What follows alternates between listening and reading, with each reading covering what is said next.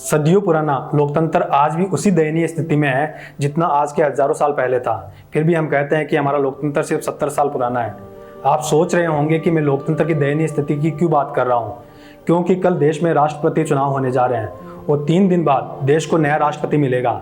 राष्ट्रपति के लिए 2 उम्मीदवार खड़े हैं, एक विपक्ष की तरफ से यशवंत सिन्हा और दूसरी एनडीए गठबंधन की ओर से और आदिवासी समुदाय से आने वाली द्रौपदी मुर्मू। अब यहाँ गौर करने लायक बात यह है कि मैंने कहा आदिवासी समुदाय से आने वाली, यह एक नाज करने का मौका है। एक आदिवासी समुदाय से आने वाली महिला देश की पहली नागरिक यानी राष्ट्रपति बन सकती है, जिसकी संभावना भी बहुत ज़्यादा नजर आ रही है। यदि वो राष्ट्रपति बनती है तब एक नई कहानी शुरू होगी जिस पर अभी बात करना जरूरी है। बात करना इसलिए ज़रूरी है क्योंकि भारत की सियासत में इतनी आसानी से किसी उम्मीदवार को खड़ा नहीं किया जाता। उससे पहले वोट बैंक की एक साजिश रची जाती है, चाहे फिर इस सच को कोई माने या ना माने।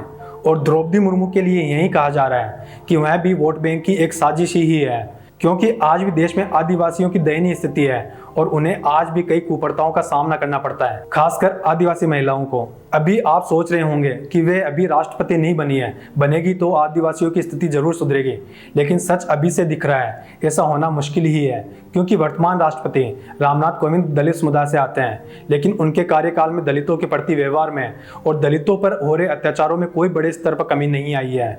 जुल्म उतना ही क्रूर है जो उनके बनने से पहले था। उनके कार्यकाल में कोई ऐसी योजना या एक ऐसी सोच की मुहिम नहीं चलाई गई जिससे दलित समुदाय को मानव समाज में मान और सम्मान मिले।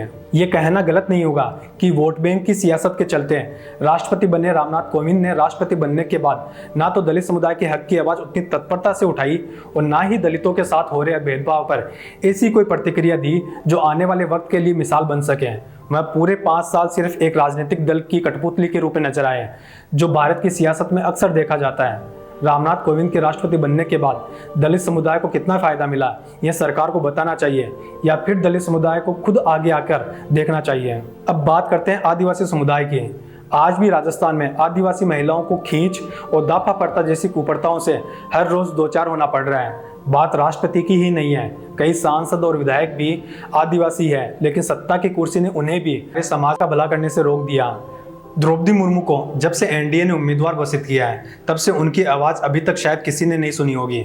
सरकार के नुमाइंदे कह रहे हैं कि आदिवासियों के लिए यह गौरव की बात है कि एनडीए ने आदिवासी महिला को उम्मीदवार बनाया है, परंतु यह कितना सही है? मध्य प्रदेश में एक महिला आदिवासी को जलाकर मार दिया गया, मगर उस पर उन्होंने अभी तक कोई प्रतिक्रिया नहीं दी।